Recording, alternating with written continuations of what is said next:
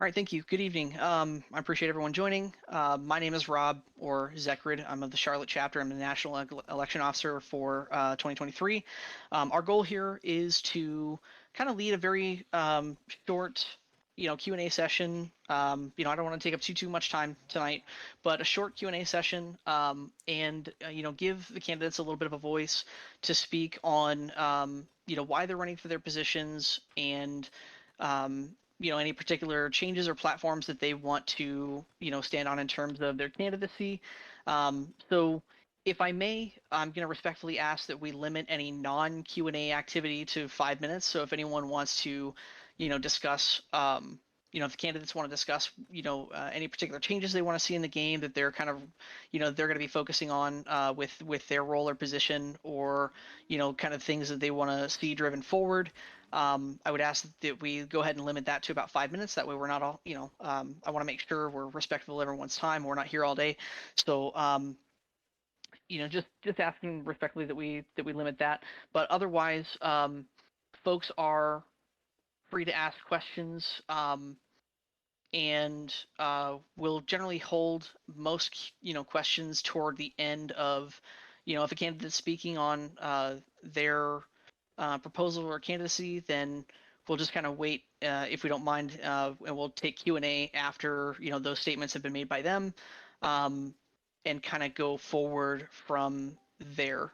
If we don't mind, let's use the BOD public channel for hands, and I will run the meeting and call out for hands to be recognized when we can.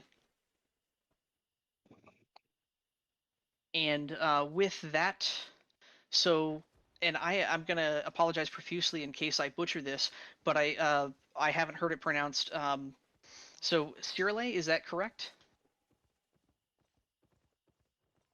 I think Sirle, the current incumbent for chapter liaison, is running again for chapter liaison and requested to speak first.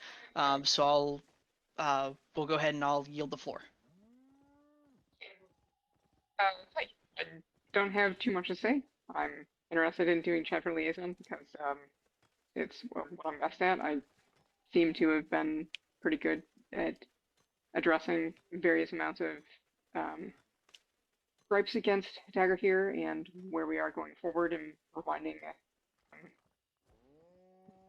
outside voices of what the current state of Dagger here is and being informative to all of um, the various chapter folks who have come to me with questions on uh, a lot of stuff, like what's happening at REG, even though I'm not on staff, or what to do with our chapter contractor, who to contact for various things, and what to do about getting non-coms involved in their chapter, has all happened over the past year, and it's been pretty cool to have that.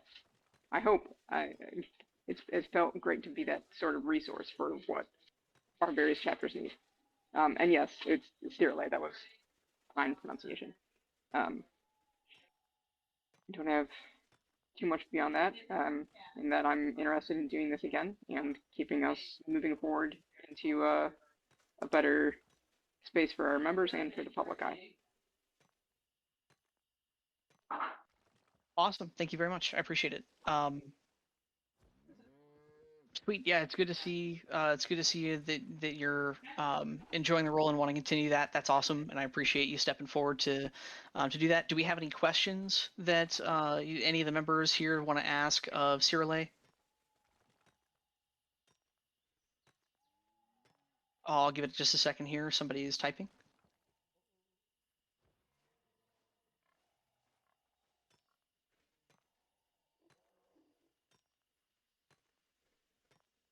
Okay. All right. I don't see any hands, and I don't see any further typing. Sirle, I appreciate the presentation. We'll go ahead and we'll move to the next candidate.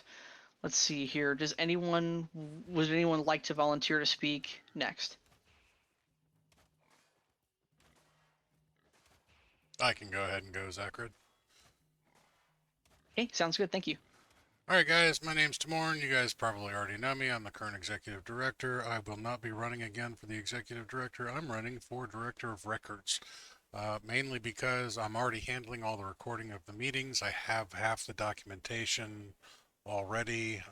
Everybody's been sending me the chapter contracts and everything else like that to handle, so I pretty much have a whole bunch of that. Um, Honestly, the reason I'm running for this position was because nobody else did. And I think it's something that I can easily do. It's a lateral step. I wanted somebody else to run for executive director, and we have a candidate for that. So I figured it was time for me to step aside from that and let the organization continue to grow with another person at the helm. And that's all I've got for that. Awesome. Thank you very much for speaking on the topic and for stepping forward. I appreciate that. Do we have any questions for Timorn on his new role, if elected? And then, do we have any other questions that we want to put forward?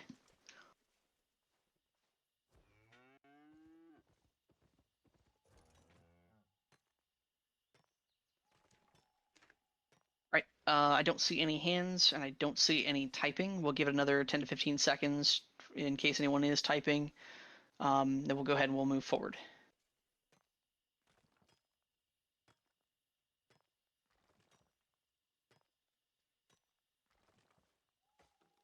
All right. Thank you very much. I appreciate it, Timorn. We'll go ahead and we'll move forward. We'll take the next candidate. Again, I hadn't necessarily had a particular order except where requested. So if anyone else would like to volunteer to speak, you're absolutely welcome to do that at this time. Hey, this is Alacrest with Valinor. I'll step in if no one else wants to jump in. Awesome. As Sounds good. Go ahead. Morn just mentioned, you guys have a candidate for executive director. That's myself. I've been with the game for 22 years. I work at a VP level in the waste management sector, and I currently work with companies that are going through realignment and turnaround. So being deeply familiar with the game, the sport, and how it's evolved over the last couple decades kind of gives me a deep insight into what our challenges are today. I would love to kind of throw my hat into it. I know we'll probably get some more candidates for this role as we move forward, but I'm eager to work with this team, and I'm eager to see some much needed changes in the sport. Awesome. Thank you very much for stepping up. I appreciate you speaking on the topic as well. So we have a hand from Trent. Trent, go ahead. Yeah, I was just curious if you could expand on what your objectives are with the game and what you think that the future or what you think the direction that the game needs to move in. Yeah, great question. So obviously, I think that a lot of the organizers that we have running the show now have a good head on their shoulders, and they're handling a lot of today's challenges. I think we need a little guidance in the overall strategy department, particularly around developing new business. It seems like a lot of what we're doing, a lot of the energy we're putting into this is being geared towards existing members or existing members of other sports. And while that is deeply important, I think it's also critical that we create an environment that's conducive to bringing in people that haven't tried the sport yet. So I'd like to hopefully work with you and other event coordinators and chapter heads to kind of standardize our playbook, so to speak, on how we run events and how we market events.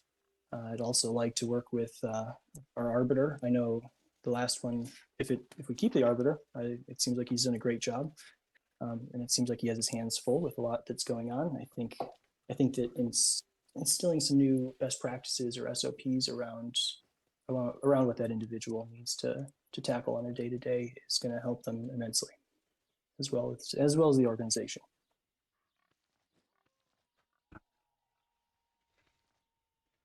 Excellent. Thank you. Okay, so uh, Rhodey, I'm not sure if that answers your questions as well. It seemed like that was kind of on the same topic there. So, can you feel free to type in the chat if you would like? But does that answer your questions, or do you have further? Do you want some further clarification around that? A little more clarification, please, if there are, or were there other changes you're looking at or anything specific you see needing changed? Um, we could kind of go through a little bit of it. I think the bylaws are in a good place and they're moving forward in the areas that need to change. I would initially move the MOA. There's a few minor safety issues that kind of got taken out of the rules over the years that no one ever voted on, like pistol grips, double-ended weapons, including flails, penny round, minor changes like that that I'd like to see pushed forward quickly and then voted on when we have the opportunity to. Um, yeah, I would say that there's not really a hill for me to die on to start. I think that the individuals running the show now are doing a good job.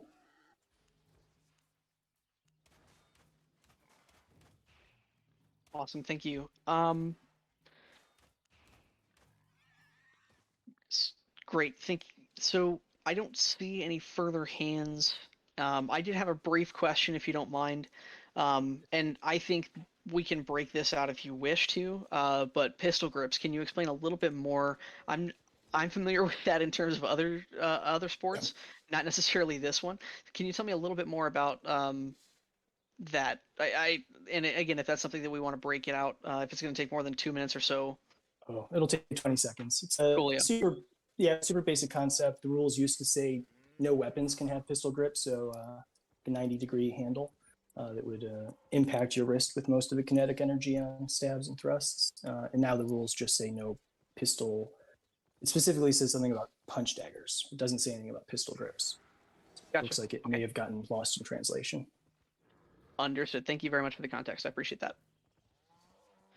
Any other questions for, and I'm sorry, it was Alacrist? Yes. Okay, just making sure I pronounced that correctly. Thank you. We'll give it about 10 or 15 seconds. Let anyone type that's typing, and then we'll move forward.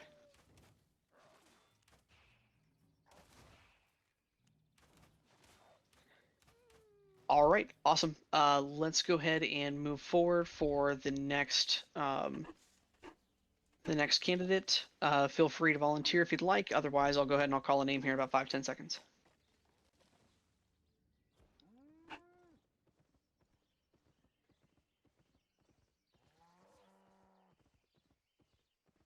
All right. So, and I believe the name is Seal. If I'm mispronouncing that, please let me know. Seal, you have the first name on the list here in our sheet, so I'll call on you if you don't mind. Can you speak to us a little bit about your current role, your any plans you have for the future, that sort of thing? And my name is Sil. I'm the current PR director. I have been working towards the on the board of director level projects for a couple of years now. I started off helping pen the bylaws with AHA, Luda, Runa, and a lot of the chapter council members that stepped up in that committee. And then I stepped up for the PR director. And this past year has been I've seen it as a stabilization year, where I've been trying to understand our social media infrastructure and remake some of the policies that I saw were hurting the community, and sort of build a ground level to launch off of. So for this year, one of the big projects that I wanted to do, which I think will fit in perfectly with Alcarist's vision of for his term, is to increase our marketing presence. I really want to dive in and open the floor for new players to come in and work on strategies that will be inviting for new players, as well as doing some other back-end projects. I'm really looking forward to potentially working with Timorn if he's installed as director of records. We have been in talks about a player tracking system, kind of like an orc from what AmpGuard has, and that is going to be a project that will require infrastructure on the website being built out, as well as someone like the director of records to oversee and manage the database once it gets up and running. So those are my 2 big goals for the year, for this upcoming term. If there's any other questions, I'm free to answer. Awesome. So thank you very much for outlining those, and I appreciate your patience with my mispronunciation. I apologize. Oh, no, don't worry about it. Perfect. Looks like we have a couple of folks typing, so they may have questions for you. We'll give them just a second. So Agreed. What kind of record? Well, one of the things that we're having issues with, and Timorn's probably better speak on this as the executive director and the candidate for director of records, is that we don't necessarily define what a member is, and we actually don't know what our what the actual player count is in any sort of realistic, tangible level. Being the webmaster of the website, I would be looking to start building the foundation so that we can track those players better. If that answers your question. awesome. Hodor, Sure. the chapter map is updated at request of the chapters, basically. Whenever there's a new chapter, or whenever a chapter wants to update, I just need them to come to me and say, hey, we want ourselves on the map, or we need an update. I usually respond within 2 weeks. I try and be quicker than that, but it's at least within 2 weeks that I've gotten every request for chapter map updates pushed out to the website. Yeah, it looks like Timorn, if you want to say anything toward that. Yeah, to further on that one of the things that we've been talking about, Hodor, is that moving forward, once we get a little bit better of a tracking on our membership and our chapters and everything else like that, and we get everything in a proper system, it will probably become automatic with new chapter formations, that when they send in their paperwork, as soon as they're recognized by the DBGA and the chapter council, then we will just put it on there for them. If they want it, if they wanted to have like a little symbol or something like that, that's a little bit more specific than just a little pin on the map. They're going to have to get with us for those things, but the actual formation of the chapter will probably become automatic, hopefully within this year. I'm gonna jump in. It's just that High Spire hasn't been a Daggerhill chapter in 2 years, and they're still on the map. That is my big thing. So to me, whenever I pull up the map, I go, oh, the map hasn't been updated because there are chapters on here that are no longer DAG. Yeah, I need to sit down, and this has been on me, but I've been needing to sit down with the director of records and go through and figure out who is active, who is not active, and get some of the old chapters off that map. Yeah, there's definitely housekeeping that needs to be done. But for new chapters, all the new chapters that I've gotten requests for this year have been addressed within 2 weeks. So the new guys are definitely getting attention, and yeah, I need to clean up some of the old guys. All right, excellent. Thank you. Appreciate the information on that one. And then Trent had a hand. Trent, go for it. Hey, actually, well, thank you, because I'm one of those new chapters that he added. So they're definitely keeping updated. As I know, it's hard to remove the chaff when you don't know exactly what's going on. If they're not putting in a request to be removed, I understand. So my question was about you were talking about defining members. Are you talking about defining members of Daggerhill, or defining active chapters? Because we are supposed to maintain a certain number of events with a certain number of people going to them. So we could just ask for, the trolls, of those chapters to turn in their troll tickets at, on a set date, and that would determine who is actually active fighters. Sil, do you want me to handle that one? Yeah, that's more of a director of records question. Yeah, so Trent, you bring up an amazing point, and it's a point of contention with us. We don't track membership. We don't actively seek out information from chapters as to whether or not they're active, whether or not they're holding their events or anything else like that. Sil and I and Cyril in particular have had some conversations about this before. It is something that we are looking at fixing. If we can implement a system kind of like AmpGuard does with the orc, all of that information would be uploaded by the chapters themselves. So if you guys had a practice and 17 people showed up, you would go into the database and you would type all the different people that showed up, and then that counts as your thing, and it would be very easy for the director of records and the organization to track. It would also be a lot easier for us to share that information. Like I know with Eritari in particular, they have guard practice, they have GTG practice, and there are always other practices in different locations. But we don't track those things. We don't keep those records. The individual chapters are supposed to do it, but the DGBA has always left that very open-ended to keep chapter autonomy, I guess has been the big thing. And we would like to track that a little bit better, not to do it on a punitive way, but so that we could actually say, one of my biggest points of contention as being the executive director this past year is I can't say specifically how many members does Dagger here have. I can say, such and such event had so many attendees because they told me, but we don't know how many Dagger Hiram there actually are. And that's a little frustrating. So we hope to rectify that moving forward. Hopefully so that the self-reporting goes, not that we have to reach out and keep asking people, hey, are you guys still active? Thank you.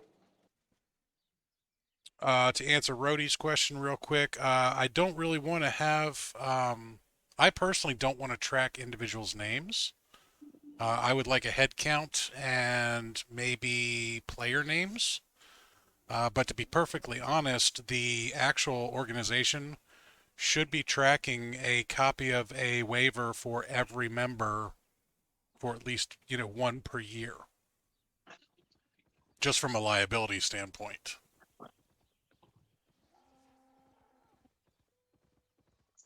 Awesome, thank you. Rhodey, does that answer your question, or would you like any further clarification on that?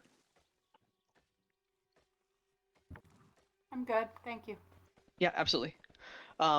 Okay, awesome. The next name actually looks like, so we had a hand for Alacrist. Timorn, go ahead. All right, so this is kind of a reach out to everybody, but I do need to ask Alacrist in particular because it's going to fall on them if they get the office of executive director. Alacrist, what are your intentions for filling the role of director of finance since we don't have a candidate? My first move would be to reach out to my network in game. I know a lot of chapter leaders and have helped start a couple of chapters, so I'd find somebody with the appropriate credentials out of game to assist us with that. What do you mean by out of game, if you don't mind me asking for clarification? So like individuals with a finance background or some kind of business background that would lend to them having the BFOQs and skills to fill the role.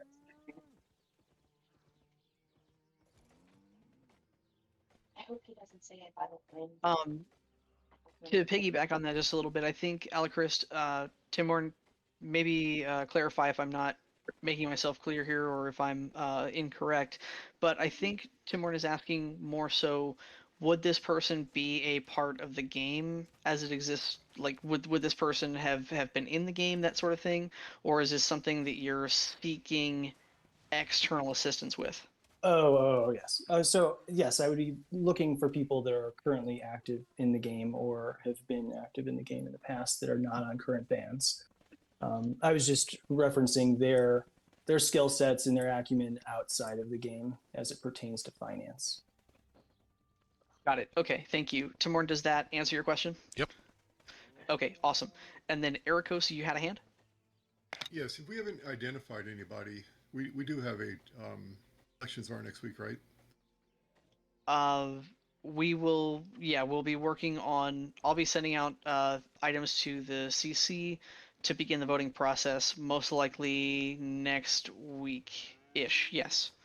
Will there be a meeting next week? There's a meeting.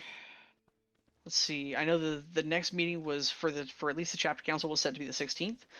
We can set an intermediary meeting if we need to for some reason. I know that. I'm with you. I'm with you. My apologies. So, Okay. how long, if the elections are opened up next week, how long would they remain open?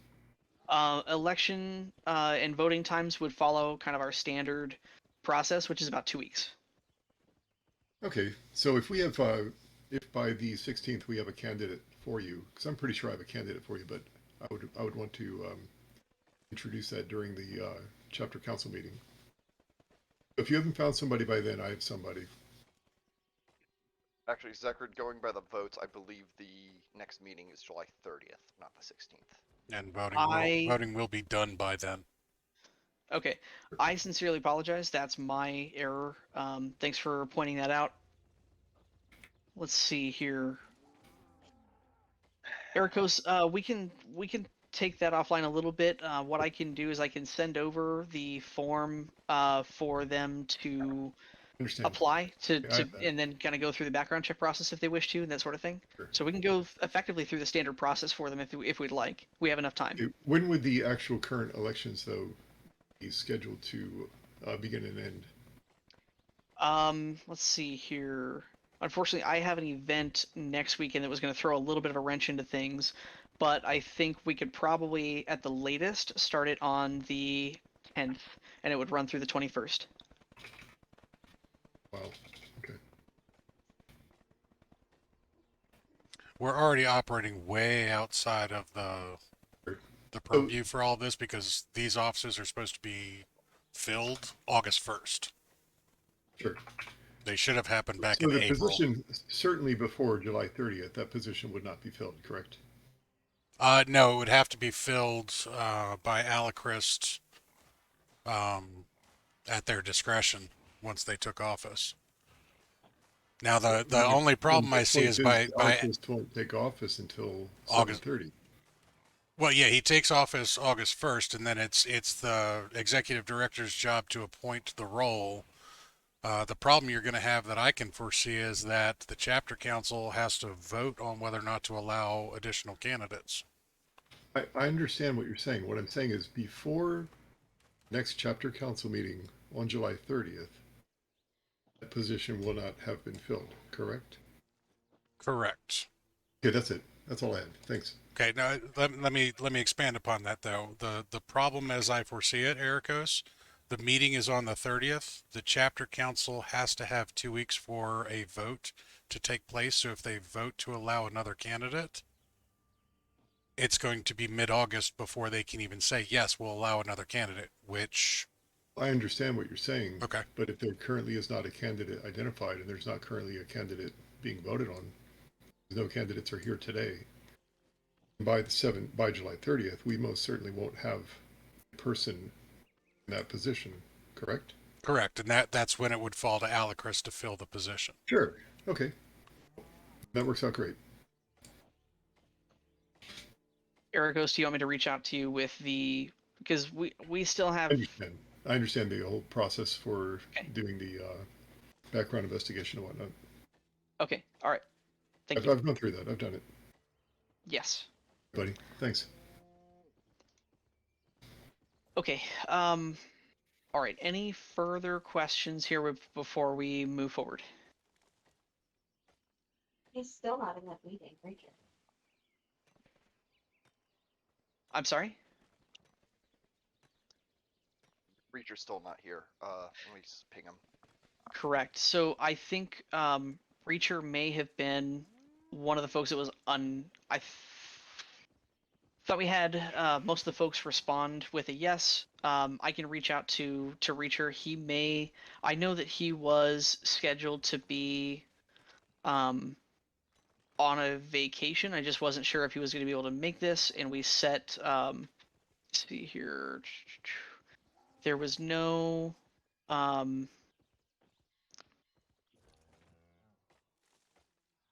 yeah, so he responded that he didn't have any issues with any of the other dates, but he did say that he was on call and something may come up. So if we need to, or if he's unable to attend this meeting, then what we can do is I can reach out to him shortly after, and we can see if we can set another meeting prior to voting beginning. And obviously that one would be a very short meeting. But that's probably the kind of the steps I would take moving forward from this.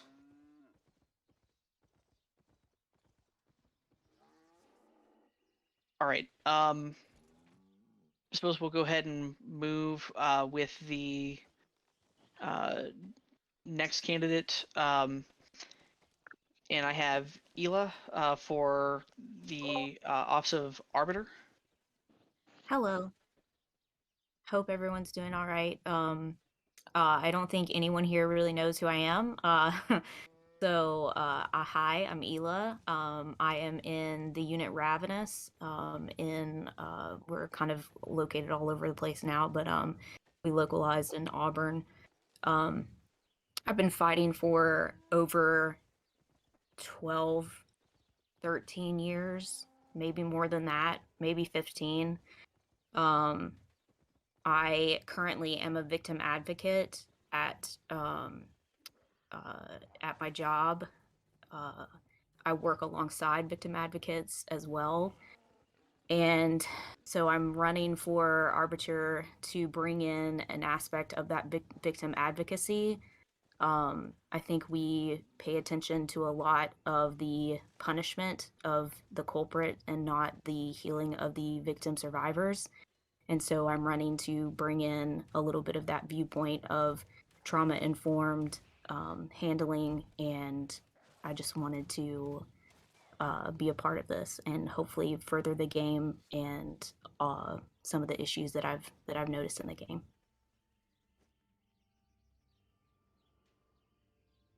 All right. Thank you very much for speaking up. I appreciate you stepping forward for the position as well.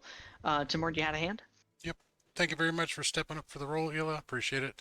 As a victim advocate, do you foresee yourself having a problem separating that mindset from the fact that the Arbiter is actually engaged in risk management for the company and not necessarily in punishment of the perpetrator or the comfort of the victim?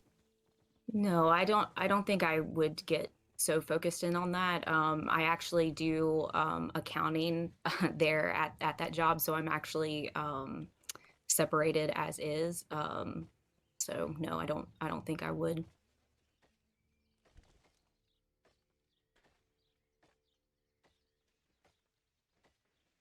Okay. All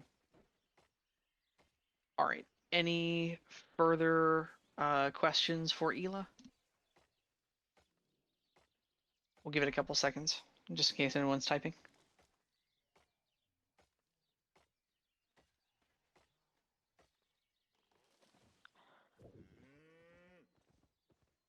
All right, one person is typing. We'll give them just a second.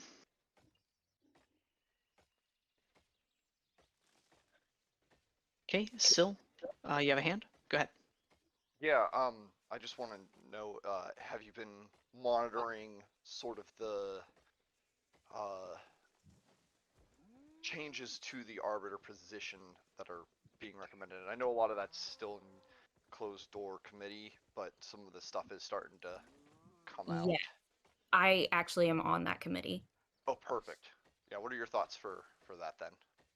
I agree with a lot of the changes. I think we came to a great understanding. I really am looking forward to the additional arbiters being like helpful and kind of a different viewpoint as well to keep that position open-minded.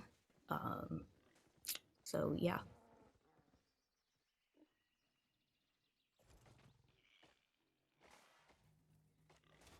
All right, thank you. And Timur, you had a hand? Touching on that very subject, because I was reading through a lot of the things in the Arbiter committee stuff. If not elected to the BOD position for Arbiter, would you be willing to serve as one of the others should that change actually take place? Yes, absolutely. That is that is what was on my mind as well, is serving like that.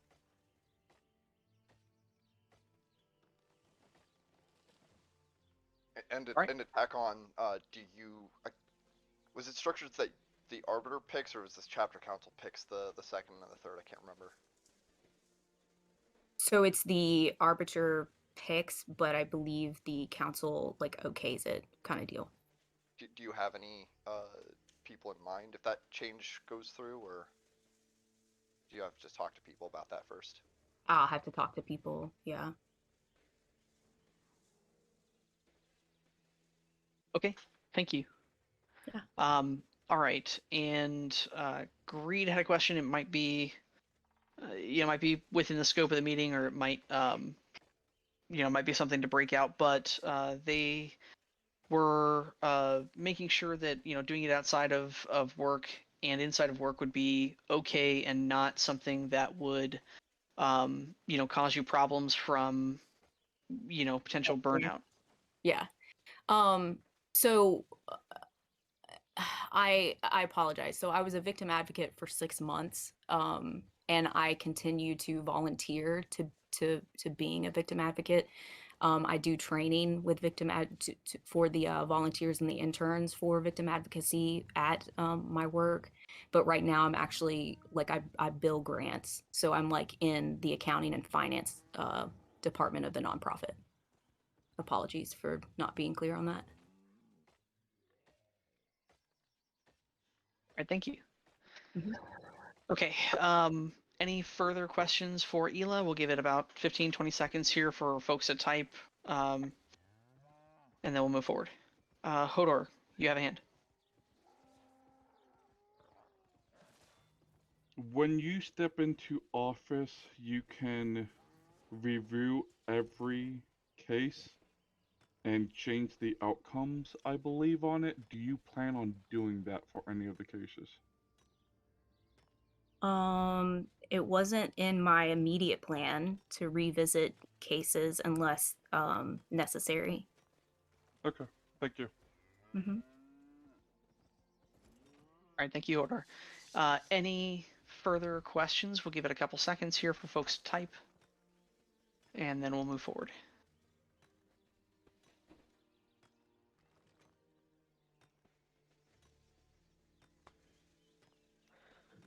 All right. I think Ericos, you had requested to go last during this meeting. At this point, I think we've revisited everyone with exception of Reacher, whom I'll reach out to after this meeting to figure out, if we need to set a separate meeting for his Q&A. But at this point, since we've gone through everyone, Ericos, it's your ball game here.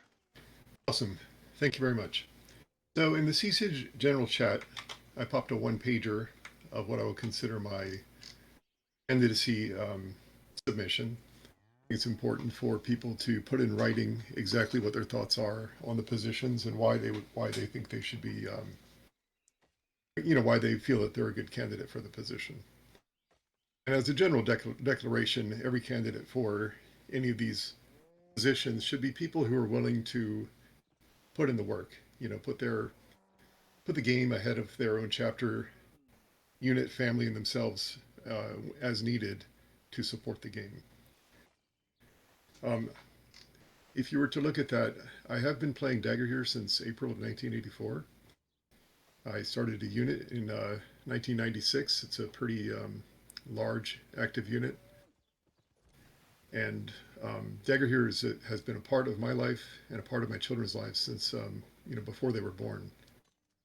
When my children were born, they received their very first Dagger here gear from friends and family. Not that it's in my document I wrote, but I was the president of DBGA for 10 years consecutively. I've been the treasurer since 2018. Mind you, after the split between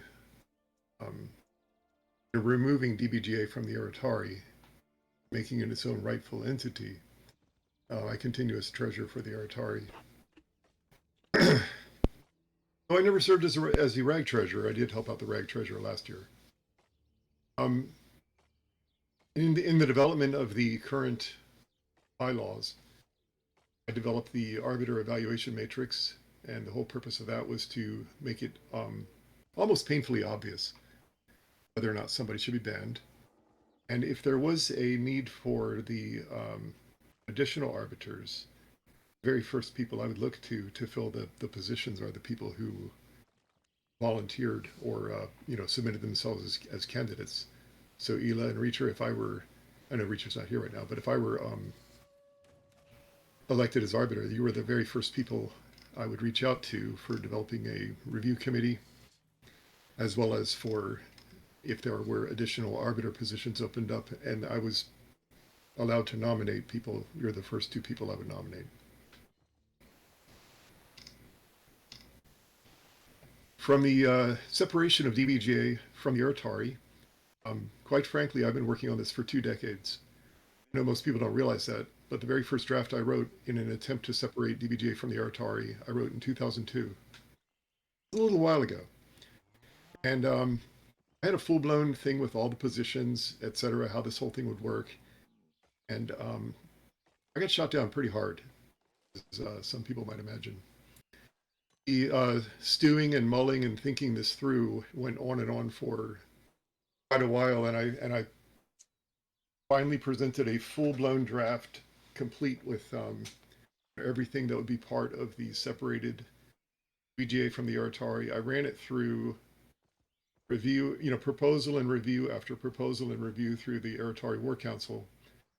And the very last attempt I made was in 2019, where the final vote failed by 1 vote. And it was such a disappointment, all this work that had gone into it, for it just to always be shot down was very disheartening. Janwin also did at one point submit a proposal, and I was working with him on that proposal, and then he stopped working on that proposal. That was around the time when COVID was hitting. I did, of course, work in the bylaws committee when the new and current DBGA bylaws were being drafted and written. And because I was very interested in making sure that things that were in the bylaws committee, that were in the bylaws were done well. And my comment at the time and my comment to this day is basically trying to make sure our baby is safe and warm, well fed and healthy and thriving. Since I've become an Ertari rep, I've participated in all of our CC meetings. I'm going to touch on Ragnarok because Ragnarok has been, again, a big part of our lives for a very long time. I've attended every Ragnarok since Rag 16 to the present. I wrote the Rag War Council bylaws, and I co-authored the Ragnarok Charter. As you guys know, I'm one of the original signatures on the Articles of Incorporation. I co-authored the Ragnarok Business Council and the Section Lead Methodology.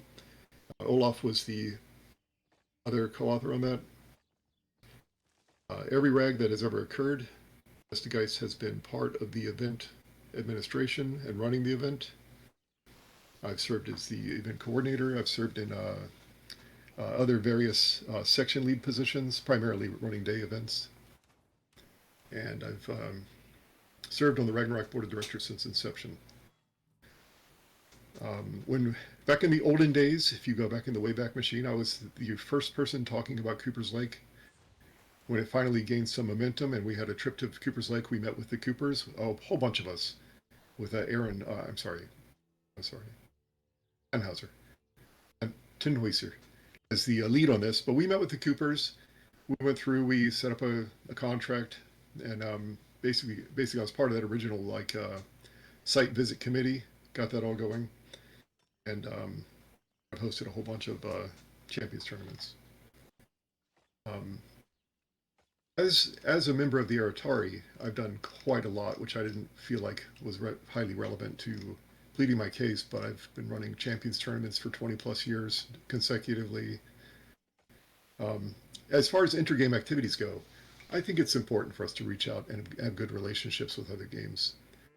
We host an open Dagger Year practice twice a week, but we have Belegarth and Emcard members who have come out on occasion and still do participate. We've held 16 annual Gates of Fire regional campouts. in east of Pittsburgh. When people from other games come, we're super happy to see them. Everybody's welcome. Everybody has a great time. And in the past, I have hosted cross-game events with other games. Now, duties as arbiter. This is where we kind of like, you know, where we are today. I give you my background and things I've done in the past. First and foremost, I will recuse myself in any situation where there is a conflict of interest or even the appearance of a conflict of interest. The last thing I want is to start off my tenure in this position with a tainted atmosphere. And you know, very specifically, as I'm sure the question would be asked, I would not be involved in any decisions regarding Sean Ritchie. I will maintain a run book with all of our processes and procedures for implementing the responsibilities, and I will form an arbiter review committee. And first and foremost, Ela and Reacher would be the first two people I would want on that review committee. And hopefully the other arbiter candidates feel the same way. I will do my best, of course, to maximize health and safety and security of all participants. And I would evaluate complaints against individuals and impose disciplinary and preventive measures to maximize the security and well-being of participants. I know it's like a stock line from, you know, some, I'm joking around, but, you know, that's like a standard like campaign line from, you know, any idiot politician. But basically, we want to make sure that that our members feel as though their safety is paramount, that we take this very seriously. If any chapters request local assistance, I'll be happy to assist them. And also, if there is the appearance of illegal activities, I would definitely direct members to the appropriate law enforcement organizations. It would be, quite frankly, in my opinion, a disservice. I was touched. I was, you know, fill in the blank, whatever was done. We're not the police. We can only do things within the limits of our game. If you need the police, you need the police. That's completely separate. And of course, once you get the police involved, we can get involved as the backstop. You know, Ian Scott is just the best example we have of people who've kind of gone through the mill. There's plenty of documentation on what, you know, certain individuals have done and why they need to be banned from the game. And I would say 90% of the time, maybe 95% of the time, a person needs to be banned, and it's very obvious to everybody that that person needs to be banned. There's no doubt. But I will also ensure that the procedures and discipline are fair, equitable, and impartially conducted, because we just need to make sure people coming into this game don't perceive the arbiter as a rogue actor who can just do whatever they want anytime they want for any reason they want. They have to be viewed by everybody as a fair arbiter, as a fair disciplinarian, as a fair, you know, giving everybody a fair chance, and not just making decisions that have nothing behind them. So that's my pitch for why I think you should vote for me. And I hope there are some great questions coming. All right, thank you very much. I appreciate your stepping up for the role. I also appreciate you very thoroughly outlining some of the, you know, the stands that you have in terms of your candidacy. And I'll open up the floor for questions. Hodor, you had a question? The last thing you said was the entire thing of the stigmatism of the Arbiter. You are known throughout the game as being part of Eotar, and kind of being part of the supposed good old boys. Do you feel like this would be an issue with you stepping up into the Arbiter position as people going, another good old boy, or someone perceived to be, I'm not calling you a good old boy, perceiving you into this role? Well, my question back to you would be, what negative things have I ever done online? Have I ever said online? Have I ever done at an event? No, And all my what have I direct ever mishandled? What have I ever? So perception is a very difficult thing. I can't control anybody's perception, and I can't control what people say online. But I invite everyone to go through the financial records that I've proposed. That I've literally posted every single financial record since I've been treasurer. I've never been involved in the finances for Ragnarok. People are going to lie. People are going to say things. People are going to misrepresent information and say things that aren't true. I can't control what people say and do. All I can do is do my best to be a fair person, to be a friend to everyone that knows me, just to be an all-around good guy.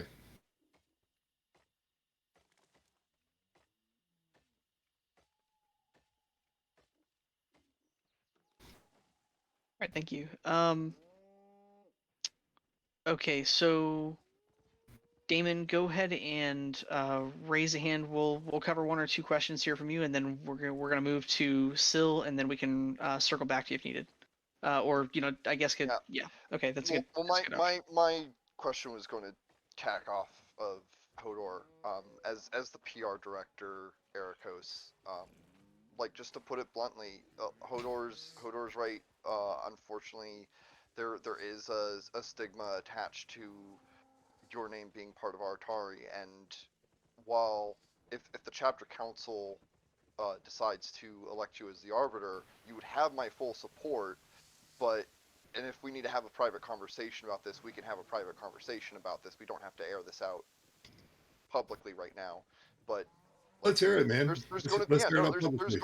there's going to be some blowback, I feel, about you being put in as the arbiter, and I would like to work with you on addressing that. But, like, yeah, people are going to say stuff, and we're going to have to deal with that. But, like, how do you generally feel about that approach? Because that's going to inform my approach. And if you want my opinion on how things should be handled too, I will gladly engage in this conversation. So, like, it's hard to, I'm trying to, I don't have a great first question, but what I'm trying to drive at. Like, how do we approach this? my whole perspective on everything. Potential arbiter. I'm sorry, I thought you were opening it up for me. Yeah, no, I am sorry. My whole perspective on everything is do the right things for the right reasons and let the chips fall where they may. I've had that attitude my entire life. And don't get me wrong, I'm a person who likes to have some fun too. And I do some goofy things from time to time. But at the same time, when it comes to conducting business of any form, professional or personal, I'm a very fair person. I'm easy to get along with, and I only post things that are true. I'm not going to post anything that's not true. I'm not going to say anything that's not true, and I'm not going to put things in the out into the universe that aren't true.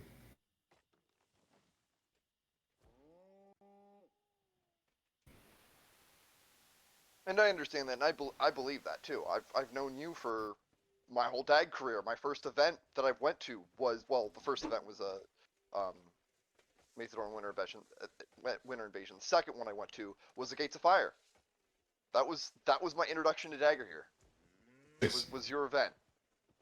So, I 100% believe you, but the perception that the community I think outside the game, because a lot of those people have left.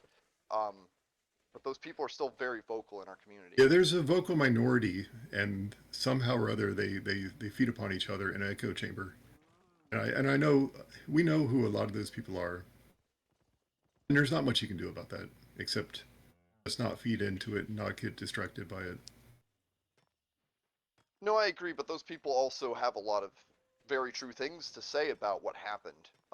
And I will tell you that there's an awful lot of things that aren't true that are propagated. See, that's what's worrying me. Is, yeah, there are untrue things that were said. I have to deal with some of that stuff too. There's people that don't quite understand how things are structured and how we got to stuff. But what is important to me is, like, dealing more with the truth and addressing how we move forward from that. I think we're in lockstep agreement on that. I don't think there's anybody who can vote for me, or if I am elected, it's going to be like, oh, this was a mistake. We should never have voted for this guy. I don't think that will ever happen. I don't think you'll ever have a moment where you're like, gosh, things weren't done the way that they should have been done. And I feel like if you simply look at how I've handled everything related to our finances, if you look at how I've posted messages, what I've posted, and how I've relayed this information, it's all very straightforward and businesslike. I don't ever put any attribution on my comments. I never respond to the trolls. I never feed the trolls, ever. Never have, never will.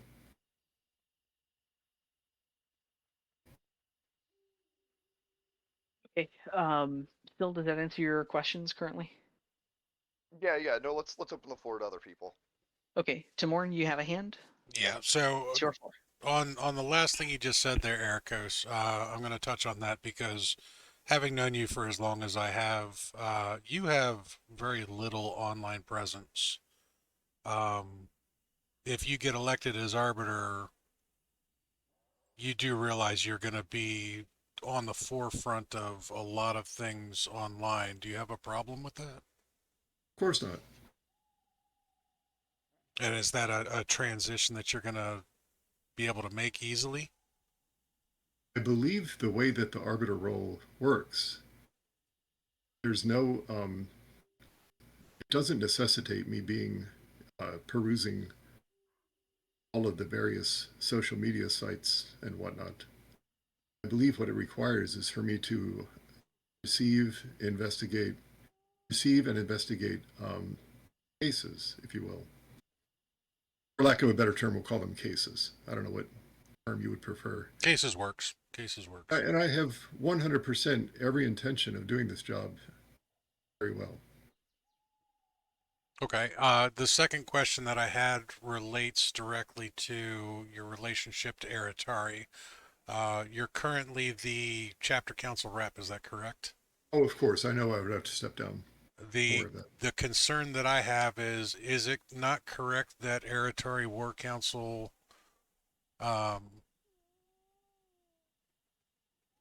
do you see a conflict of interest in your relationship with Eritari War Council and being the arbiter? It's not not a hard set thing or anything else like that, but with the way that AWC currently operates, they have to vote a certain way. How are you going to separate their sway and the fact that your unit, I believe, is the current largest unit of Eritari? So let's take what you're saying. Let's actually say proper words here. Chapter council reps have to vote the way that the Eritari War Council says they have to vote. The arbiter is not definitely under the control of the AWC. Perfect clarification. Thank you. That's really and truly. That's the clarification I was looking for. Thank you. Ultra inappropriate. That's all I have. All right. Okay, thank you both. We'll go ahead and move over to Damon. You had questions. Your time is on the floor. Yo, first of all, sorry for being late. Work got busy right when I clocked in. But anyways, Ericos, did you ever want to be part of the Arbiter Committee? I was trying to verify. Yeah, I've asked and I've submitted multiple times trying to get on that committee, and no one has ever responded to me. Okay, yeah, I was trying to verify with Reacher before the meeting. I submitted to Reacher, of course. Now, with the Arbiter Committee, we have come up with essentially new bylaws for how the Arbiter will operate.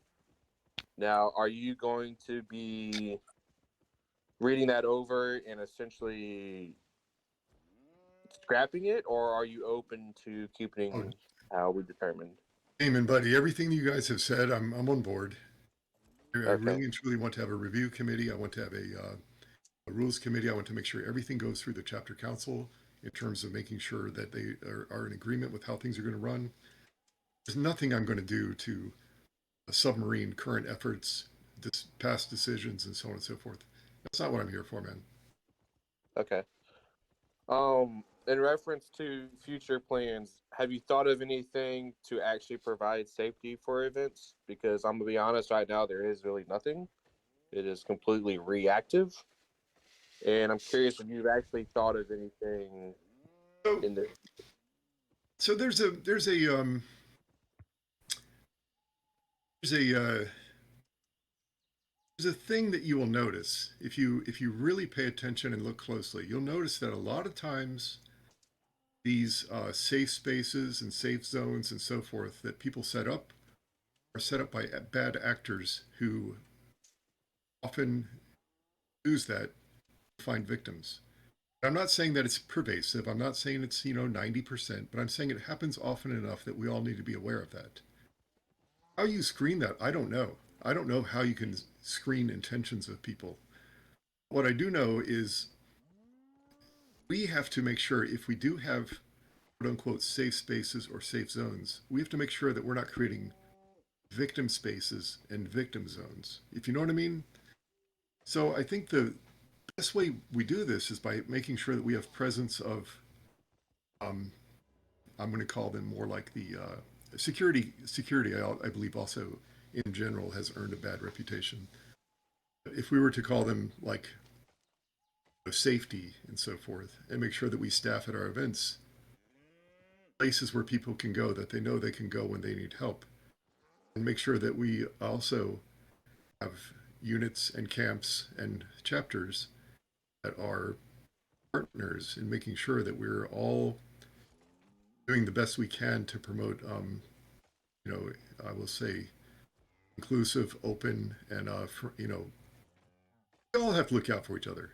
And that the environment is just a safe place for people to come. I know this, so I know for sure you and your friends. I know for sure we and our friends really look out for our fellow members and really look out basically for everybody. If we see a situation at an event that doesn't look good, all of us are willing to step up. We also make sure that as people move around in the event, they're in our camp. If you're in our camp, you're good. If you go out of camp, you're a member.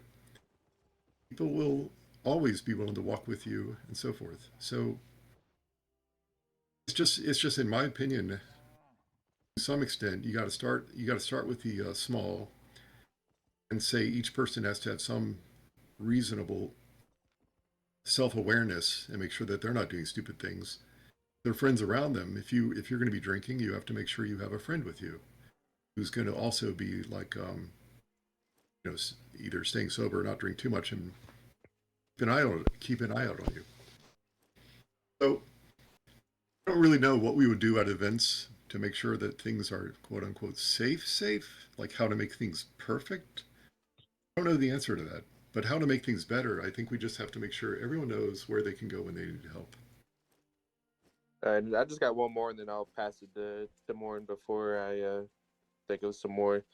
But in Ragnarok, I know in the past, one thing that really pissed me off is security, because they were quote unquote security, but they weren't security.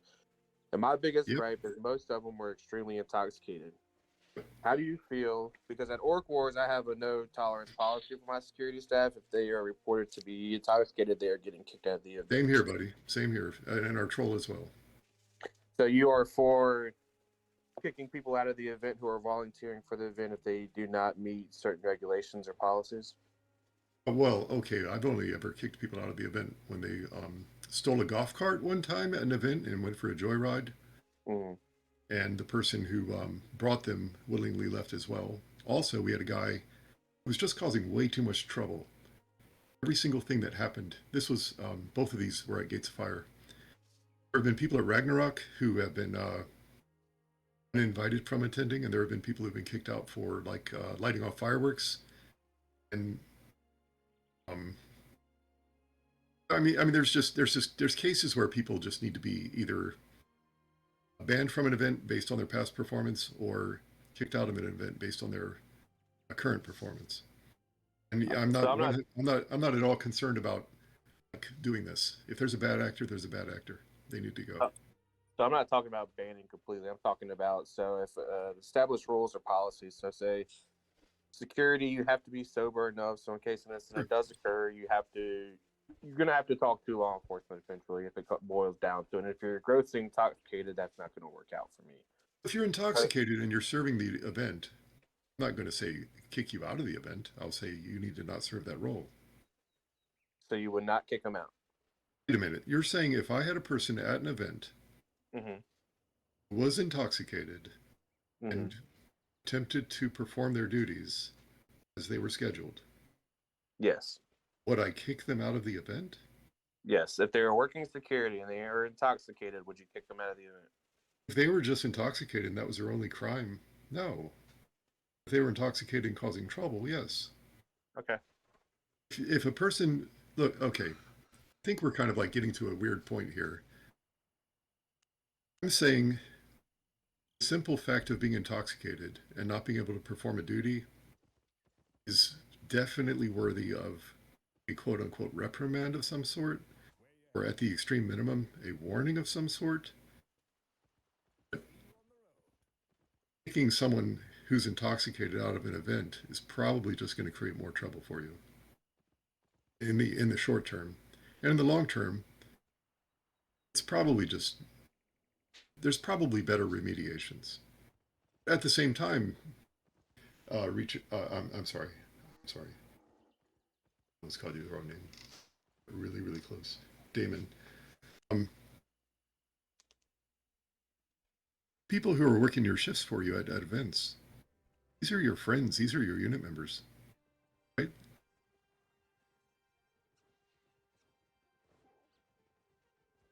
They talking to me? Yeah, they are. And they know that if they're intoxicated while working security, they will be kicked out of the event.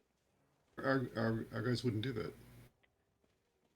If it happens, I'll figure it out, but it's never happened. Okay. I mean, we do a really good job within our unit of controlling ourselves and working with each other. I've had people before show up at troll shift intoxicated. It's like, nope, you need to go somewhere else. Well, my biggest thing is security is there to essentially protect and overwatch the people at the event. I'm with you.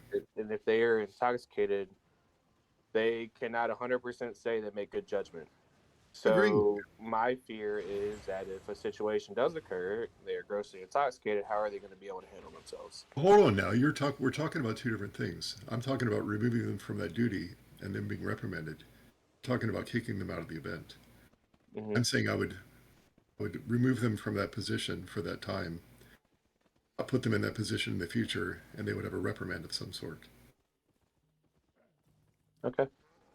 Whether or not they're ever able to do that position in the future would be a question. But something would have to change. Something would have to be done. There's no way on earth an intoxicated. Look, I think we're in agreement. I kind of soft pedaled it at first when I said that security has earned a pretty poor reputation.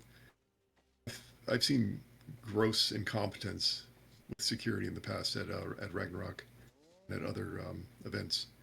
Security sometimes attracts the same thing I was talking about safe zones. It attracts the people who want to impose. Same thing with police, right?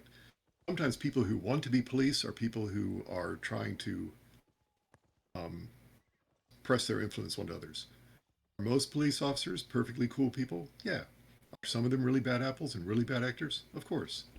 Same with anything else. Alrighty, that'll be it for me for now. All right. Thank you both. Timorn, I think you still had a hand, correct? Correct. I do need to. It's a little bit out of context now because of the timing, but I do need to remind everybody that the board of directors does not make changes to the bylaws. So the arbiter would not be able to change whatever the chapter council decides to implement in the way of plans. And also need to remind everybody that the office of arbiter, as it currently stands, engages in risk management for the organization, not necessarily security, police force, courts. Basically, all they decide is whether or not somebody is a risk to the organization the people that are risk to individuals. I think we have a problem with local chapters don't like to make hard decisions about the people within their own organization, so they just kick a lot of things up to a national level, hoping that the arbiter will make tough decisions for them, which I don't have a problem with. But again, as it's written, the arbiter office is risk management. That's all I had to say on that. Okay, thank you for your notes. But to, All right. to everyone's, to Morton, to what you just said, I will share with you that when I was president of Dagger here for 10 years, there were numerous times where people from chapters did exactly what you just said. They would call me up and say, "I've got a problem with this person. They were inappropriately doing things to this young lady after they got her intoxicated at this event." I'm like, "OMFG, call the police." Like, well, yeah, I am not a police officer. I cannot do anything to this person. There were some of the most insane things, which I'm sure you can imagine. People would call me up with these questions of what do they do. Like, you've absolutely got to be kidding me. This person, you've now let do this at 3 events, and you're still like trying to figure out what to do. That's absolutely nuts.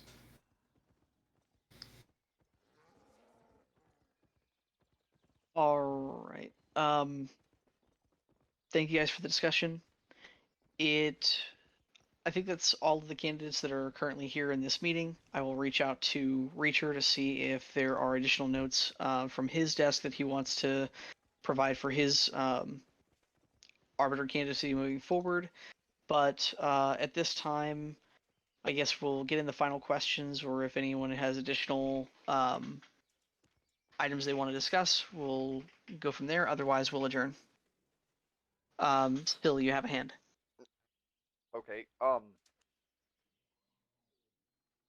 Actually, here's here's a great question then. I think, as president of the DBGA, and you got calls from people,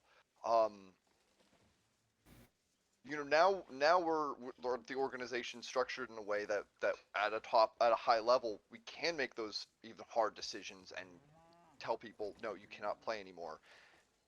Why did it take 10 years of people calling you like that? Why didn't that change in the 10 years that you were president of the DBGA? Why were we only just now in the last 5 years doing that instead of you know, when people were calling you during your 10-year tenure?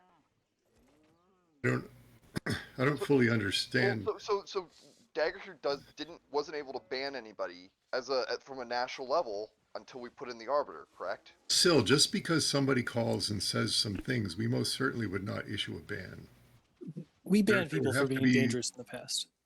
Hold on. The chapters could, but the DBGA couldn't. That's correct. So that was when we came up with the idea of the arbiter. I don't know if you remember or not, but the idea of the arbiter came out way before national organization was approved. Right. And the arbiter, and also to very specifically your point, every time somebody would call me, that was actually part of the formation of that decision matrix. Was I would say, do you have a police report? Do you have a sworn affidavit? Do you have any documentation? Do you have anything at all? Do you have a statement, a victim statement? Do you have anything at all? Every single time, it was always just hearsay. It was a person making a complaint about an individual. I would always say, you've got to give me something I can work with. They never did. There's absolutely nothing I can do with one person making hearsay comments about another person.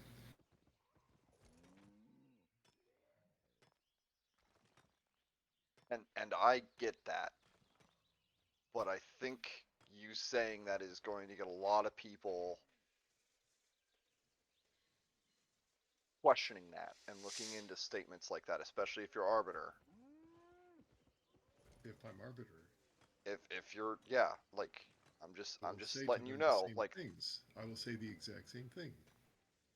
You have to provide something more than one person making hearsay comments verbally about another person. Something in writing. And I would ask them every single time the same thing.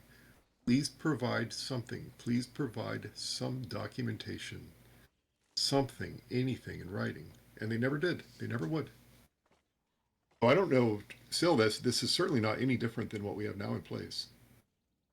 We're still looking for something written, some documentation of some sort, more than just hearsay. I'm not going to ban a person just based on hearsay, right? No, I understand, but like, that's, you're saying 10 years and you didn't have that. I said I was president for 10 years. During Yeah. those 10 years, I had multiple complaints. Some of the complaints were egregious. Some of them were absolutely horrendous. I made the same comment every single time, and I never received anything ever once in writing. Ever. Not once. I would refer them to the police when there were very obviously crimes being committed, or, well, you know, the allegation that crimes are being committed. But you were just saying, like, you had stuff where people were saying 3 or 4 times. Like, that was no, this person told me that at 3 or 4 separate events, this person had done things and they didn't know what to do.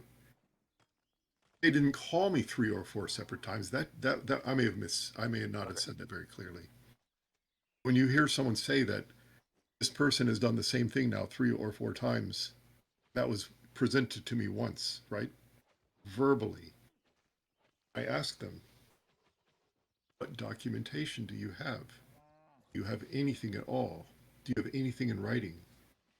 Can you provide something in writing? Can you do anything more than just, this is a bad person that needs to be banned? Can you, and in the absence of that, there's absolutely nothing any of us can do. Okay. So, Sil, I see where you're going with this, and Ericos, I understand, and Sil, I understand both of your points. I think really this kind of goes a little bit deeper into the process of the current investigations, which generally do require some kind of written statement and then investigation post.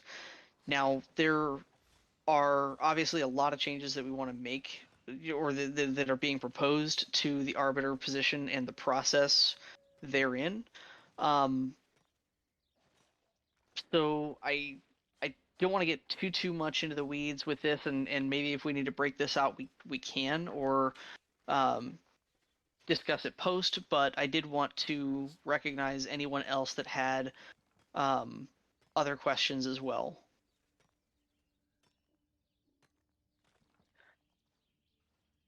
If we want to continue on the current thread, we certainly can, but I do want to also be respectful of everyone's time.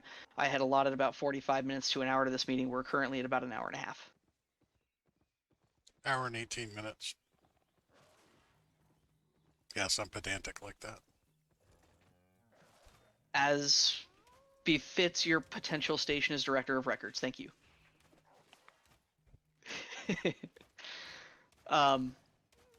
Okay.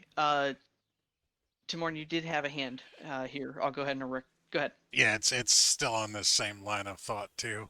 As it stands right now, the arbiter position currently requires some form of written complaint before the arbiter can take any action. But I also need to remind everybody that everything the arbiter receives is hearsay unless they actually witnessed the item or the incident. Even court reports and stuff like that. I will disagree. If you have a conviction, that's not hearsay. There have been plenty of courts that have been wrong in convictions. There's a big difference between hearsay and who have made decisions. One of them is legally actionable. I understand the point, but again, and this is where the arbiter separates from being a court of law and being a risk management officer. It is my firm belief that if 3 credible people come up and say, hey, this person is bad, that I've seen this person do something bad, even though the victim doesn't go forth and get a police report, as a risk management officer, that individual that 3 individuals have complained about needs to be considered a risk to the organization and its members. Well, now we're getting into the process and procedures, and I agree with you. Not in disagreement here. I'm just saying one of them is so okay. So if I'm going to keep using Ian Scott as the example. If Ian Scott is convicted of being a child rapist, I will consider that a reason to ban them from the organization. From a ban.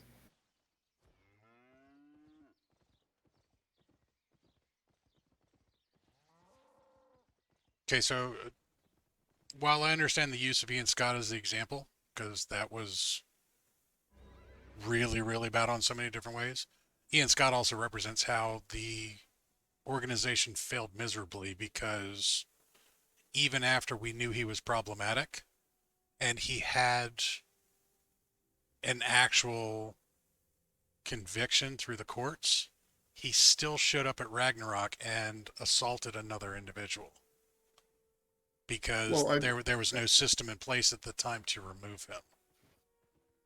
And that's what we're here for. Correct. We're not going to be trolling police databases and FBI databases and so on and so forth, trying to find the bad people. I don't know what you are trying to say that was.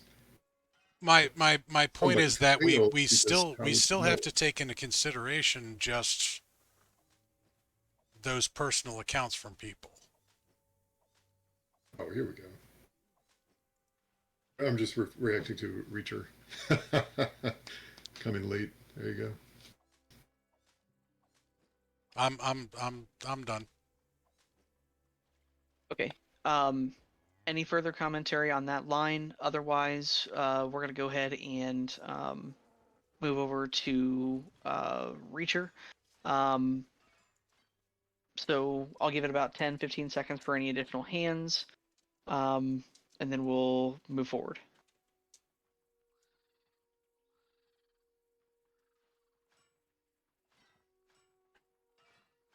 Okay. All right. I don't see any hands or typing. We'll go ahead and move forward.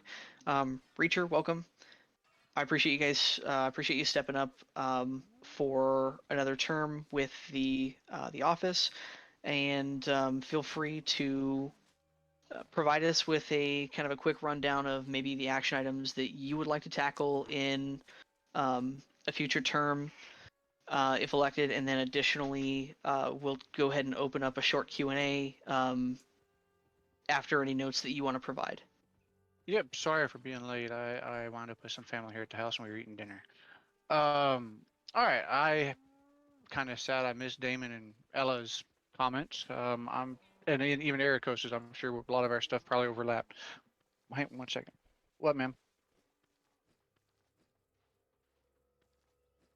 Had to get my little girl her tablet. I do think there are issues with the Arbiter office first. We've been slowly working to change them. Ericos, I know I just fielded a question when I sat back down here that you'd asked. I'm sorry, I don't remember seeing one. It's possible it got missed in the flood of messages, but I don't remember it. I can easily add you to that committee role if you'd like to. Yes, please. Thank you. Yeah, sure. I mean, matter of fact, before I done. We have been making changes. I know I've taken a lot of input. As far as next year, I'd like to continue making changes. There are quite a few changes I still see. We need to come together on a better, a better process. I know one of the things that's been controversial recently is, I'm going to pick up where I came in here, is trolling other databases. That's not so much the case. It's more of sharing public information. For example, one of the names that was recently banned was somebody that had been banned for some pretty rough stuff in another game. they had his arrest records already on file on their end. Once the report was made for me, I cross-checked it. Correct. Yeah, Nathan. I didn't want to name a specific name. Sorry. I cross-checked it with the other list, and they've reached out to me before and said, hey, if we can share records, we're happy to share public records. Saves you from having to look it up with. And this is for Bell. They've shared that they had his arrest record and everything else. I'm like, perfect. That's what I need. Now, I will say one of our own members went above and beyond and paid for the records request out of Utah. Some states are public, some states are private where you have to have a pay for a Freedom of Information Act request. One of our own went and did just that. But they gave me enough information, his arrest records and stuff like that to get started on. So it's very good to have that. And just like some of the other things that are presented to me when they ask, I'm like, yes, here's this person's public records. I've been slowly building a repertoire with the other communities or other games communities and who I need to talk to in those communities so we can properly, and this doesn't affect the people as like, hey, this person hit too hard at this game. Doesn't have any effect on that person. But the person that has a recorded history and have been arrested and charged with something like sexual assault or felony assault, those people you probably don't want around your community. And it helps them from jumping games. I'm going to go into a little example here of something that's happened in my area recently. I was just made aware of it over the past weekend. We have a person who has came halfway across the U.S. and switched games to get away from stuff in their area. And nobody in our area knows them. However, they got the unlucky that one person is also from their area. It's like, hey, I recognize that person.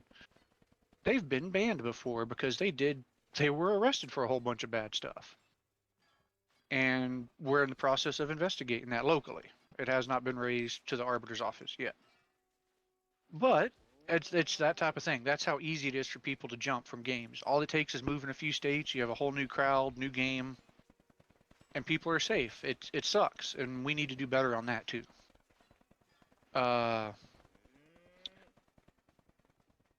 I'm sorry, like I said, I just finished dinner and my thoughts were somewhere else for a minute. I'll be happy to field questions for a while. That's the simplest thing. Great, thank you. Any further notes before we move to Q&A format? No, not off the top of my head. I'll just handle that. Okay. All right. With exception to the mention of breakfast pastries, we have one hand from Trent. Trent, go ahead.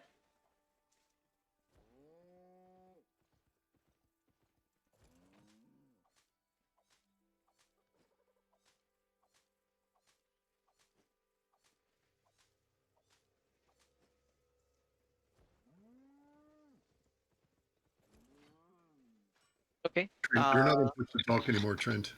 We'll give it just a second. He may have walked away from the computer or something to that effect. Never fails. Can't blame him. I'm sorry, I muted myself. Sorry about that.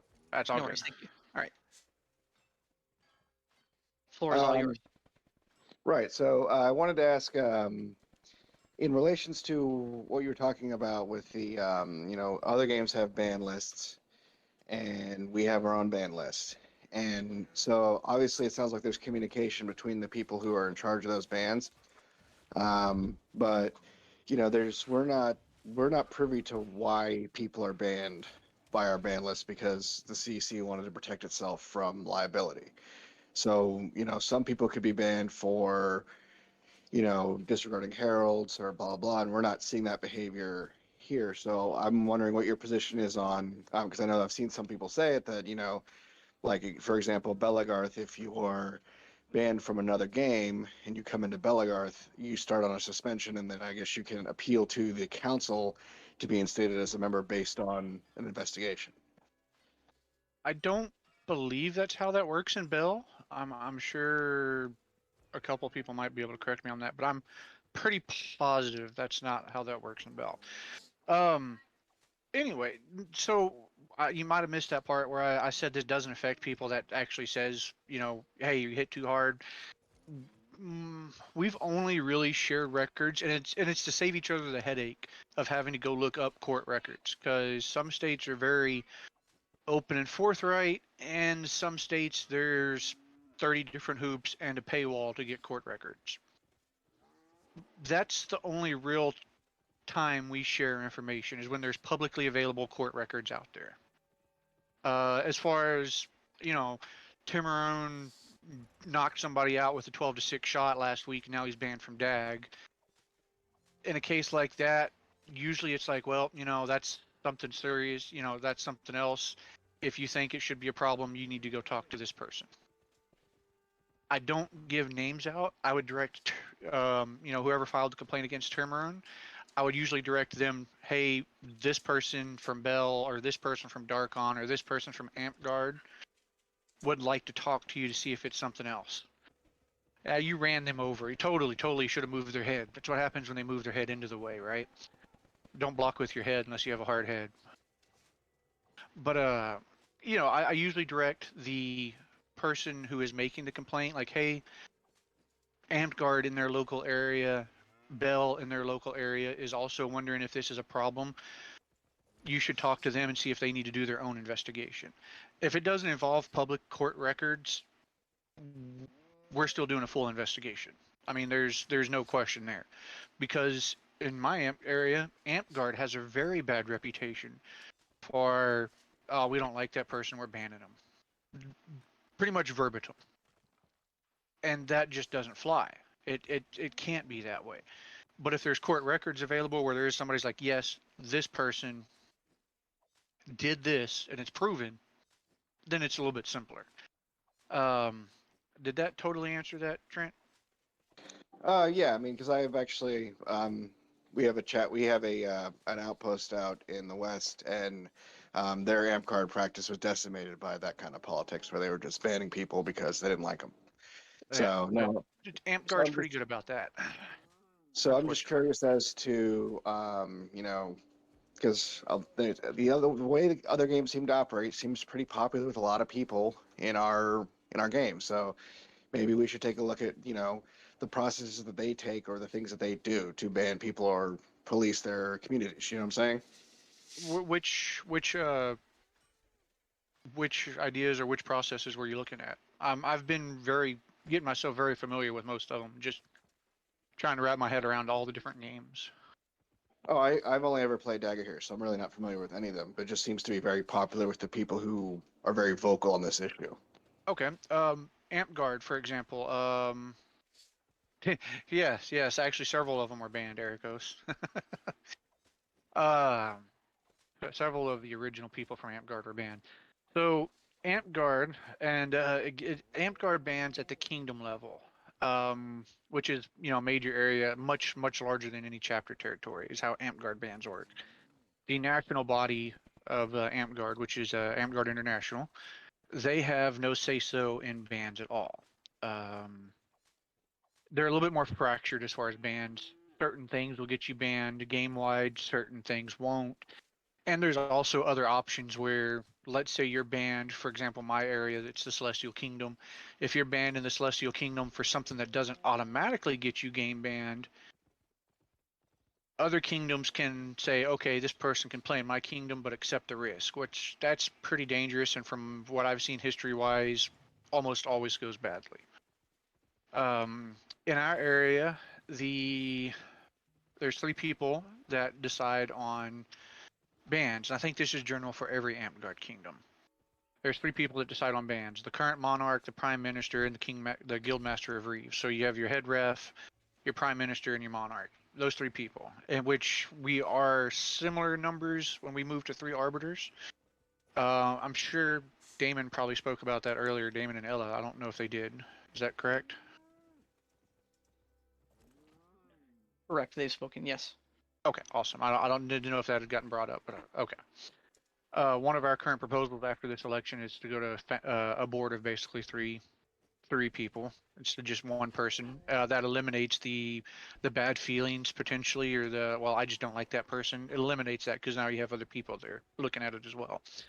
But going back to Amp Guard still gets gamed very often because all it takes is 2 people, and it's 2 people from a local area that just might have had a bad impression of somebody. They can still get banned for no reason.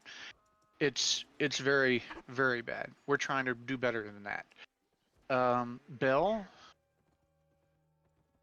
Sorry, I was listening to something behind me. Bell. They have their local. Trying to figure out how to word it. Trying to transfer all these terms between games is fun sometimes. Bell's chapters, they can ban from their events, but it takes a little bit more, and I believe they have a small committee that bans nationally. Gee, thanks. Darkon's very private. They have a small board of their board of directors that does national bans. And and Hearthlight's, they have a small committee that also does their bans, but they're a little more odd than I've dealt with them less actually than the other games. But the good news is we are getting to that point where we can share. And like I said, I don't share any personal information, but like, hey, this person's been arrested. We share that information. I would like to have a better system than what's available in several of the other games. We just have to work to get there, and it's been slow making any changes, unfortunately. Yeah, and thank you for everything you've done for it. I mean, that was my point. Is that I've looking through AmpGuard and at Bell, at the Hearthlight rule system. It seems like a lot of because, like you said, in AmpGuard it takes 2 out of the 3 officers of a kingdom to ban someone. In Belagarth, it's a 21-day process, and there's voting. I believe it's their BOD that votes.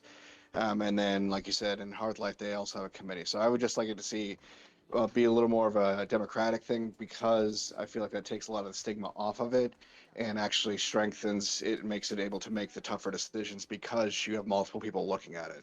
And our proposal that'll come out here is soon after the election.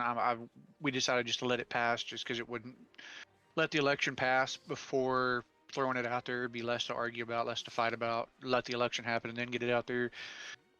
Our proposal that we've worked through, this is just the very start of the changes, and this addresses that, is we're going to get 3 arbiters. And the way the way we're proposing it, it'll be arbiter 1, 2, and 3. The most senior arbiter would be the actual sitting board member. The other 2 would be the additional eyes. They'd have the same power as the office. They just wouldn't be on a board seat. A little bit more to it. Let's say we're reelected. Let's say I'm reelected. Let's say the proposal passes, and then we have Ericos and Damon that get elected to the other 2 arbiters. I'm the most senior currently, so I would be the board member. The election for the other 2 would establish the positions of who is number 2, who is number 3. Next year I would be removed from office, and then the next most senior person would move up to the board member. That way we're always having somebody experienced in the office who's currently experienced with what's going on, and we always have new people coming in to look at it every year as well. That's the best thing we could come up with to get started.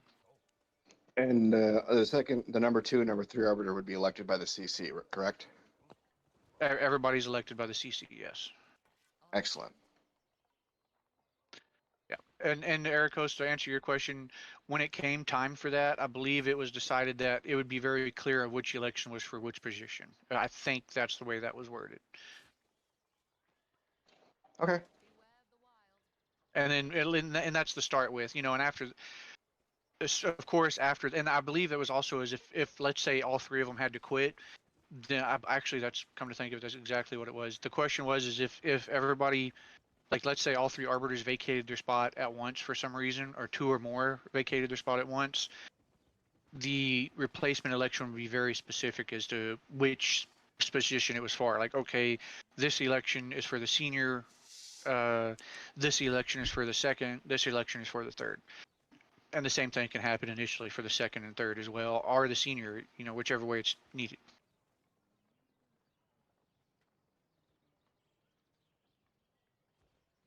All right. Thanks.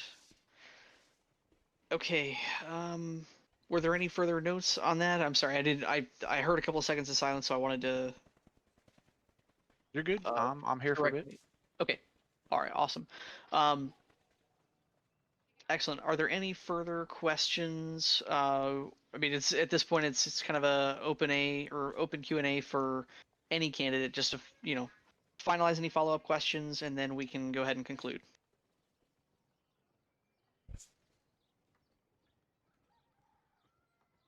All right, Ericos, you are being recognized. Go ahead.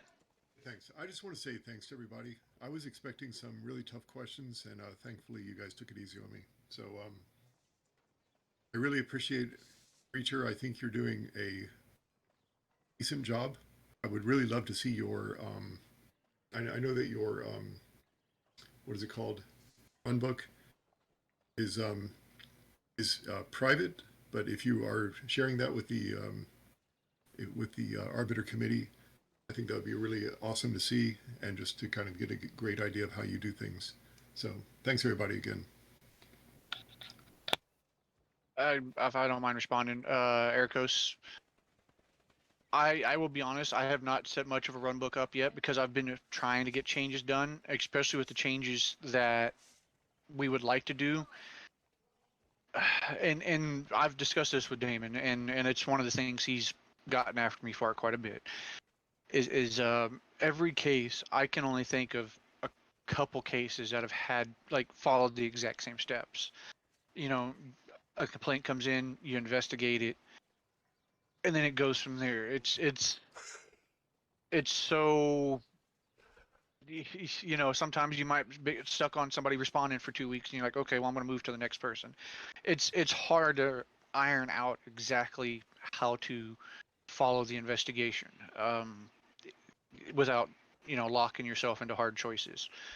Sorry, but yes, I it has definitely been much more interesting than I originally thought it would be.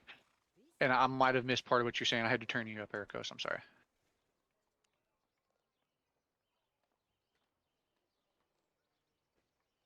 All right. Thank you, Ericos. Thank you, Reacher. Hodor, you have a hand up. You're being recognized. So this question goes out to, I'm gonna mispronounce your name, Alacrist, Yes. Seal, and Charlie. The reputation and the perception of Aratari is not good across all the games, including Dagger Hill. What is the game plan to help fix that?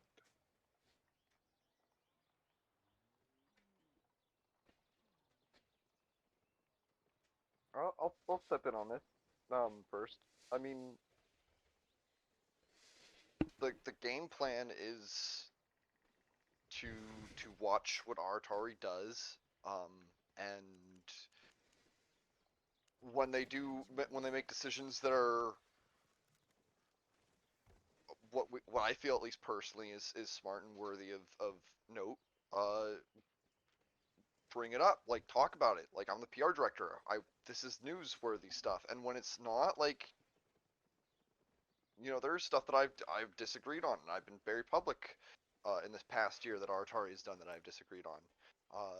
So, I mean, it's up to Atari to repair Atari's reputation, but from a national level, it's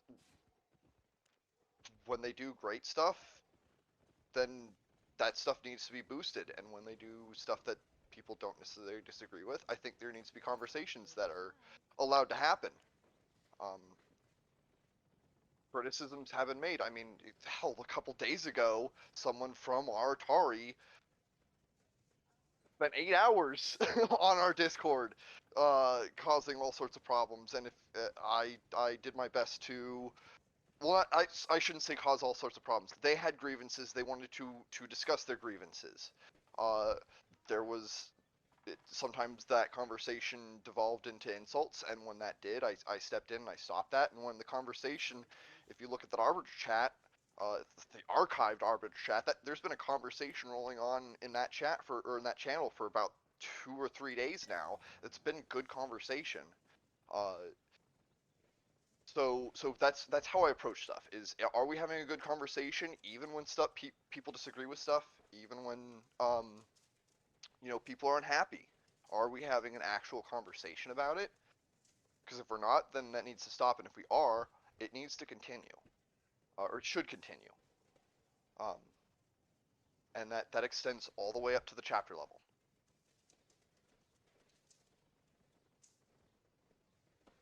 Yeah, that was great, Sil. Can I piggyback off you? This is Alex. Absolutely.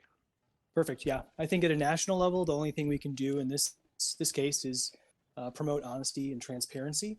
Aratari is an idea. Aratari is not a tangible thing, and it is made up of people, good people and bad people, just like every group.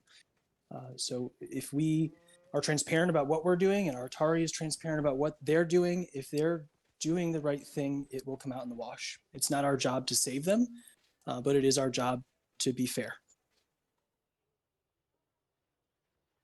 I guess that's all I wanted to add to what you were saying. Okay. Thank you both.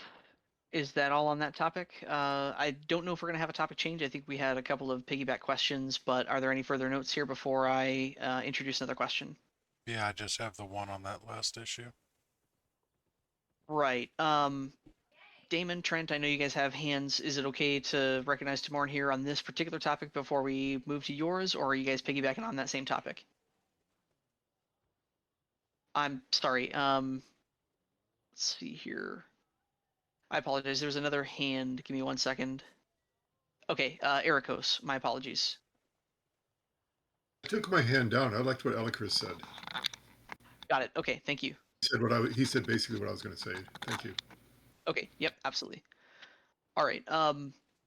Timorn, go ahead, and then we'll recognize Trent. Trent, I apologize for the delay. We just want to make sure we're on topic here. 1 second, and then we'll continue on. Yeah, mine's going to be really quick. Mine has to do with the discussion that Sil was talking about. I just want to make sure that it's important to note that the individual that was making those comments happened to be an Aratari member. There was no, there was nothing specifically directed at Aratari for their comments or anything. Everybody in that conversation knew specifically that was an individual not speaking for Aratari, so I would hope that there was no bad blood towards the chapter of Aratari, given that one of its members was speaking their mind personally, and I didn't see any of that. I did see a lot of anger thrown back and forth between individuals, and I think that's a very important distinction to make, that that person was not speaking officially for the chapter. And I don't think anybody took it that way. That's all I had to say on that one. To piggyback off that real quick, I think there were people that were frustrated knowing that he was from Aratari, and that I think a lot of their frustration was, some of their frustration was founded in that, and then a lot of it was founded in what he was saying. But I did not let people throw insults at Aratari for just to throw insults like that. That stuff did not fly in my book, and I don't want that stuff to be allowed in the community. Throwing insults at chapters just because you're upset with the chapter, like, no, that's not cool. Have a conversation, but insults are not cool.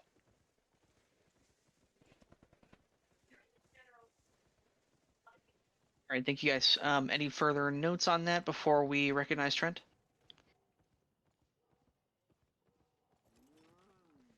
All right, Trent, go ahead. Thank you for your hand. Go ahead. Yeah. So my comment was actually about the Aratari thing. The biggest thing is that it's not Sil's responsibility. It's not Sirle's responsibility. It's not the president of Dagger here to stick up for the Aratari. The Aratari is a chapter just like any other chapter. If they misbehave, we should highlight it. If they do good things, we should highlight it. It's hard enough to police an individual. It's even harder to police the chapters. There's only so many things they can do to them. If you find that, for example, you have a problem with the Aratari because you've heard some things, I would suggest you find a member or just hop on their boards and try to have a conversation with them, just like I would recommend to any person who had a problem with a group of people. Open up a dialogue, talk to them, see where they're coming from. And they may not be the same people you think or heard that they are, we're all imperfect human beings.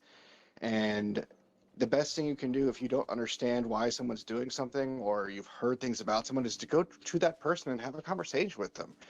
You might find that you don't dislike them, having had a personal conversation with them and try to connect with them or try to see something from their point of view. That being said, that's not an excuse for bad behavior also. Like if you see bad behavior, call it out. But to just lump people, oh, they're Eritari, and say that they're bad. I mean, the Eritari is a realm of, it used to be 60 to 120 people.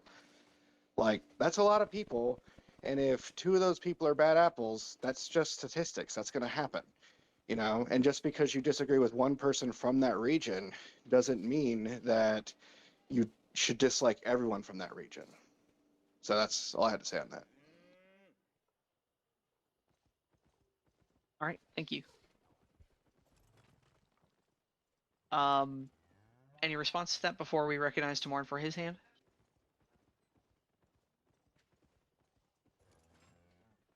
Okay, Tamorn, go ahead.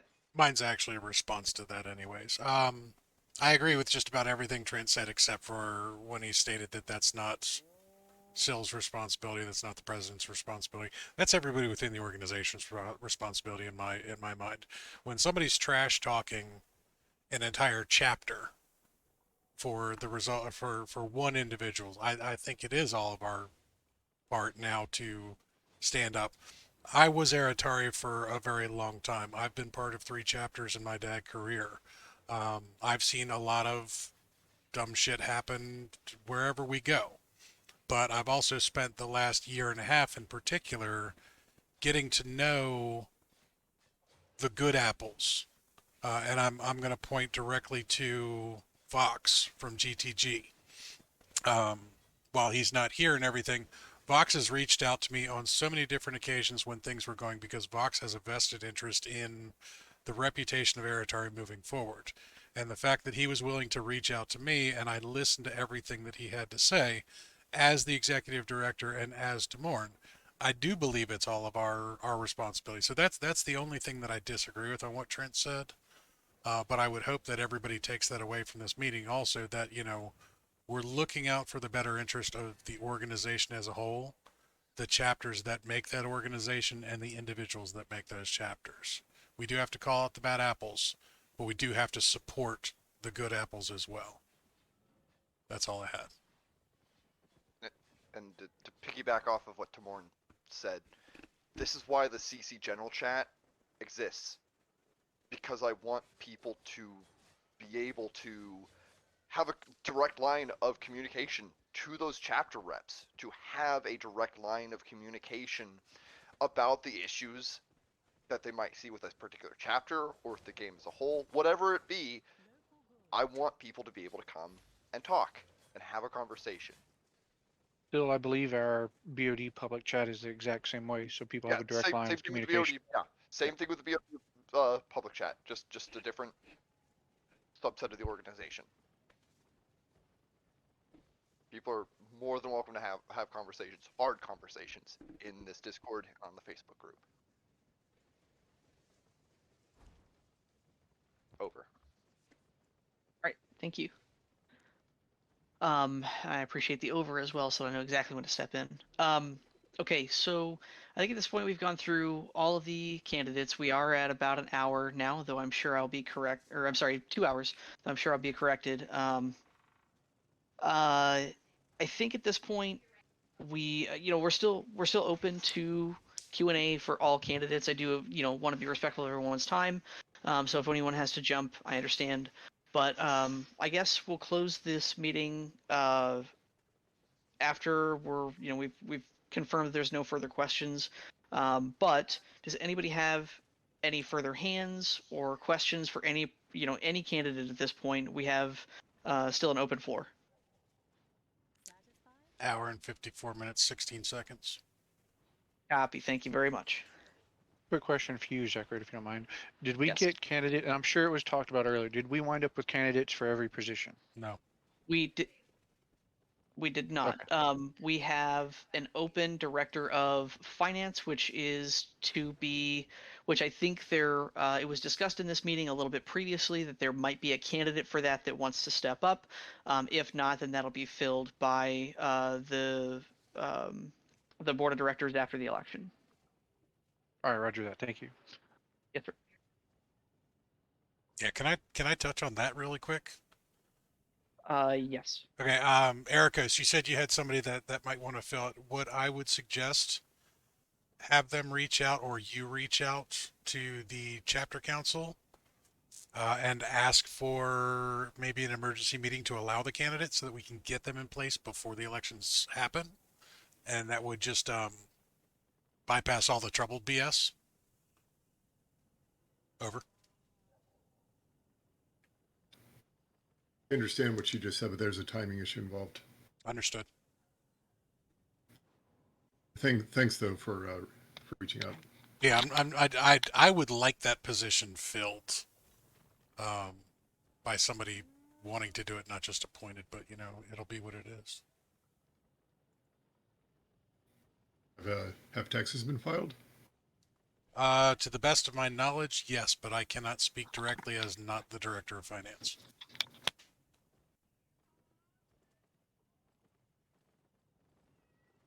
All right. Thank you, folks. Appreciate it. At this point, I don't see any further hands. We have asked, once or twice for further hands for any other questions for any candidate. At this point, I don't see that. I'm going to give it a final 15, 20 seconds, and I'll also make a motion to adjourn.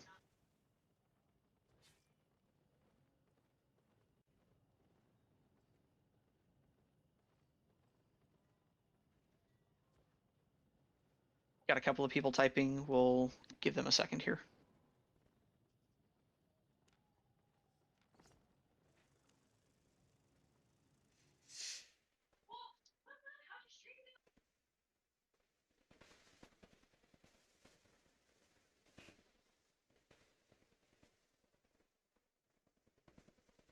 Still typing. 1 second.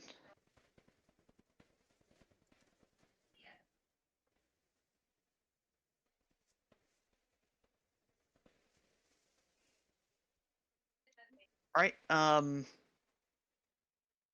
I guess we'll go ahead and we'll call it here for this meeting. I think normally for the chapter council, we need a second motion to adjourn, but Second. Okay, thank you.